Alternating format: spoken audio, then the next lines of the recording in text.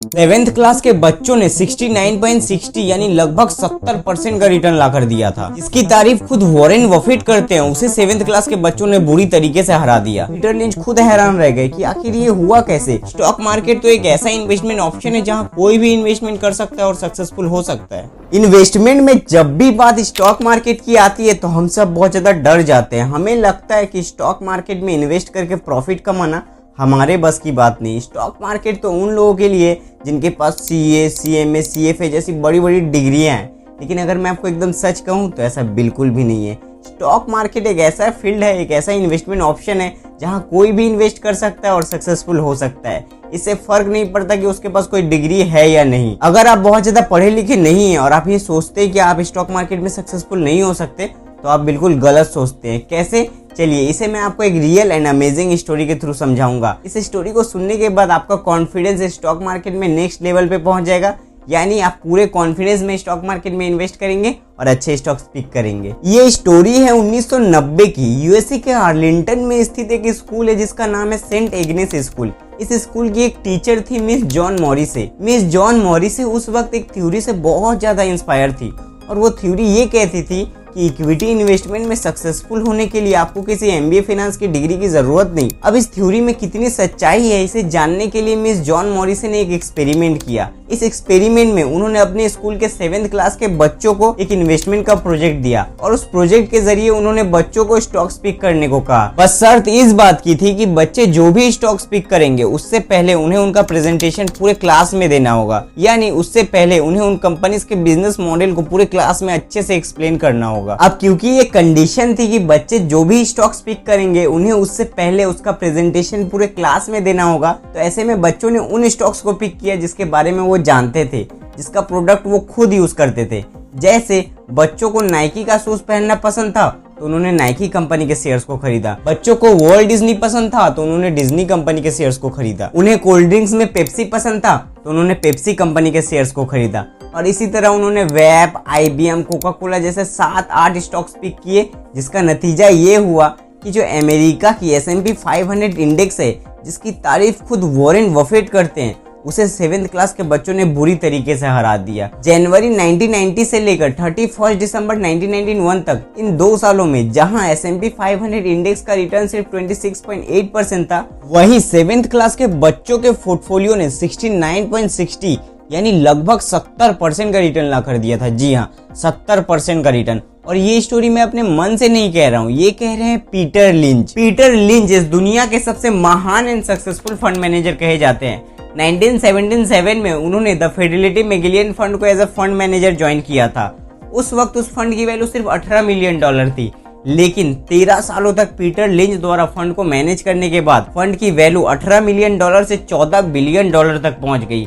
Peter lynch ने लगातार 13 सालों तक इन्वेस्टर्स को 29.9% का रिटर्न ला कर दिया था, जो कि उस वक्त S&P 500 इंडेक्स के रिटर्न के मुकाबले लगभग डबल थी। पीटर लिंच कहते हैं, never invest in any idea you can't illustrate with A crayon, यानी आपको तब तक किसी कंपनी में इन्वेस्ट नहीं करना चाहिए जब तक आप उस कंपनी के बिजनेस मॉडल को समझकर उसे एक्सप्लेन ना कर सको।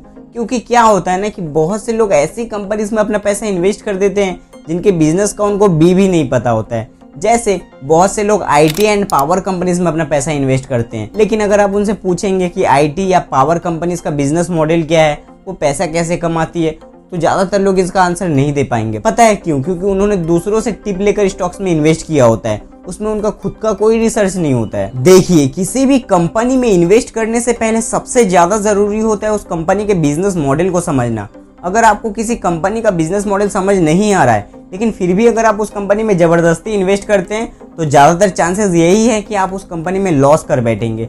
हाँ, 1-2 बार हो सकता है कि आप लक के कारण थोड़ा बहुत पैसा कमा ले, लेकिन ज्यादातर टाइम आप पैसा गवाएंगे ही। अब क्योंकि बच्चों के पिक किए हुए स्टॉक्स ने बड़े बड़े एक्सपर्ट्स को फेल कर दिया था, तो इसे जानने के बाद पीटर लिंच खुद हैरान रह गए कि आखिर ये हुआ कैसे, ये लक था या लॉजिक। इसे जानने के लिए पीटर लिंच ने मिस जॉन मॉरिसे के साथ सभी बच्चों को अपने ऑफिस में बुलाया और उनके टीचर से इसके बारे में पूछा। फिर टीचर ने जो आंसर दिया, इसे सभी इन्वेस्टर्स को ध्यान से सुनना चाहिए। टीचर ने कहा, बच्चे जो भी स्टॉक्स पिक करते हैं उससे पहले उन्हें उसका प्रेजेंटेशन पूरे क्लास में देना होता है, यानी उन्हें उस कंपनी के बिजनेस मॉडल को पूरे क्लास में अच्छे से एक्सप्लेन करना पड़ता है। अगर कोई बच्चा किसी कंपनी के बिजनेस मॉडल को अच्छे से एक्सप्लेन नहीं कर पाता है तो इसका मतलब ये है कि उस बच्चे को उस कंपनी का बिजनेस मॉडल समझ में नहीं आया है। ऐसे में कंडीशन ये है कि वो बच्चा उस स्टॉक को पिक नहीं कर सकता है। दूसरा, उन्हें हर रोज कंपनी के फाइनेंशियल न्यूज एंड रिपोर्ट्स को पढ़ना होता है ताकि वो बेस्ट से बेस्ट कंपनी को सिलेक्ट कर पाए। फिर उन बेस्ट सिलेक्ट कंपनीज को वो अच्छे से एनालाइज करते हैं, उनके रिलेटिव स्ट्रेंथ को देखते हैं और फिर जाके वो स्टॉक्स को पिक करते हैं। अगर मैं आपसे पूछूं कि आप स्टॉक्स को कैसे पिक करते हैं, दोस्तों से टिप लेकर या किसी यूट्यूब इन्फ्लुएंसर से इन्फ्लुएंस होकर या फिर किसी टीवी न्यूज चैनल से सुनकर, आप में से कितने लोग ऐसे हैं जो प्रोडक्ट को यूज करके, प्रोडक्ट के एक्सपीरियंस को फील करके ये डिसाइड करते हैं कि आपको उस कंपनी में इन्वेस्ट करना चाहिए या नहीं? हम सभी डेली लाइफ में जिन प्रोडक्ट्स को यूज करते हैं, क्या हमने कभी ये सोचा कि उन प्रोडक्ट्स को बनाने वाली कंपनियां स्टॉक एक्सचेंज में लिस्टेड है कि नहीं? और अगर लिस्टेड है तो क्या हमने कभी उन कंपनीज में इन्वेस्ट करने का सोचा? हम में से ज़्यादातर लोग ऐसी कंपनीज में अपना पैसा इन्वेस्ट करते हैं जिनके बिजनेसेस के बारे में हमें कुछ पता ही नहीं होता। पीटर लिंच का एक फेमस प्रिंसिपल है कि invest in what you know, यानी उन कंपनीज में इन्वेस्ट करें जिनके बिजनेसेस को आप समझते हैं, जिनके प्रोडक्ट्स को आप खुद यूज करते हैं। दिन की शुरुआत से देखिए कि आप कौन कौन सा प्रोडक्ट यूज करते हैं। जैसे सुबह उठते ही सबसे पहले आप ये देखिए कि आप कौन सा टूथपेस्ट यूज करते हैं, नहाते वक्त कौन सा सोप यूज करते हैं, नहाने के बाद कौन सा हेयर ऑयल यूज करते हैं, कौन से ब्रांड के जूते पहनते हैं, कौन से ब्रांड की घड़ी पहनते हैं। अगर आपके घर में बाइक है तो वो कौन सी कंपनी की है, ज्यादातर लोग कौन सी बाइक चलाना पसंद करते हैं, उन कंपनीज को देखिए और उन कंपनीज को रिसर्च करना स्टार्ट कर दीजिए। देखिए, जब आप इस तरह से स्टॉक्स को पिक करेंगे तो आप देखेंगे कि इन्वेस्टिंग आपके लिए बहुत ज्यादा आसान हो जाएगी और आप इन्वेस्टिंग में सक्सेसफुल भी होंगे। देखिए, इन्वेस्टिंग उतनी भी कठिन नहीं जितना कठिन हम उसे बना देते हैं। जैसे बहुत से लोग स्टॉक्स को पिक करने से पहले ये देखते हैं कि ऑयल प्राइस में बदलाव हुआ कि नहीं, नया प्रेसिडेंट कौन बनने वाला है, ओजोन लेयर में क्या चल रहा है, ऐसी बकवास की चीजें जिसका कोई मतलब ही नहीं बनता। जरा सोचिए, ऑयल प्राइस बढ़ जाने से या फिर प्रेसिडेंट चेंज हो जाने से क्या लोग ब्रश करना छोड़ देंगे या नहाना छोड़ देंगे या फिर कपड़े पहनना छोड़ देंगे? क्या ऐसा होगा? नहीं ना। तो फिर ऐसी फालतू की चीज़ों पर ध्यान देकर इन्वेस्टिंग को इतना कॉम्प्लेक्स बनाना ही क्यों, जबकि इन्वेस्टिंग को सिंपल रखकर ही हम इसमें सक्सेसफुल हो सकते हैं। आप में से कितने लोग विजय केडिया सर को जानते हैं? विजय केडिया सर ने अतुल ऑटो कंपनी, जो कि ऑटो रिक्शा मैन्युफैक्चर करती है, उस कंपनी में आज से कुछ साल पहले कुछ पैसे इन्वेस्ट किए थे, जिसमें उनका पैसा 100 टाइम्स हो गया था। और एक बार रिपीट करता हूँ, जिसमें उनका पैसा 100 टाइम्स हो गया था। 100 टाइम्स का मतलब समझते हैं? अगर आपने इस कंपनी में सिर्फ 1 लाख रुपए इन्वेस्ट किए होते तो 100 टाइम्स होने पर आपके 1 लाख रुपए 1 करोड़ हो जाते। सिर्फ एक स्टॉक से ही आप करोड़पति बन जाते, आपकी जिंदगी बदल जाती। आई एम श्योर आप सभी ने कई बार ऑटो रिक्शा से ट्रेवल किया होगा, लेकिन क्या आपने कभी ये सोचा कि उस ऑटो रिक्शा को बनाने वाली कंपनी स्टॉक एक्सचेंज में लिस्टेड है कि नहीं? और अगर लिस्टेड है तो क्या आपने कभी उस कंपनी को रिसर्च करके उसमें इन्वेस्टमेंट करने का सोचा? मैं गारंटी लेके कह सकता हूँ कि आपने ऐसा नहीं सोचा होगा। क्यों नहीं सोचा होगा पता है? क्योंकि हमें लगता है कि ऑटो रिक्शा बनाने वाली, जूते बनाने वाली या फिर घड़ी बनाने वाली ऐसी सिंपल कंपनीज में कौन इन्वेस्ट करेगा।